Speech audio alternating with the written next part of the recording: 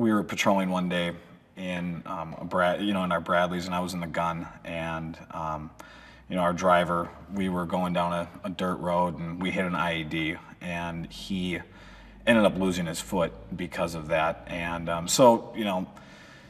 that happened, which was kind of really shook you up a little bit, and then so I got one day off after this had happened. The very next patrol I went out on, we hit another one. So that just kind of this, it all just kind of came in at one time. But then after that had happened, probably one of the most significant was one of my really good friends was, they were out patrolling and they hit a large IED, and two of them were killed, and they were both in the same Humvee, and one of my friends lost his legs, and so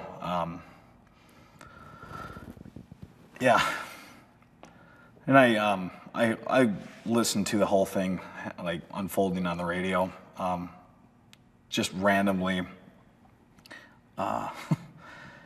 We were doing radio checks because we were going on a mission the next day, and I was about to do a radio check with our headquarters, and I heard, one of my friends call in over the radio, that called in and just said they had hit an IED and it was really bad. So that, just listening to that whole thing unfold and feeling so incredibly helpless, like that was probably one of the more significant ones that had happened. I think it was a couple days where you don't really process it all. Like it's just like you're kind of, every waking moment's just like a reoccurring nightmare, or like you're just living it. And it's bad enough losing a really good friend, but knowing that the next day you got to go out to that same area, that same spot, and just do your job.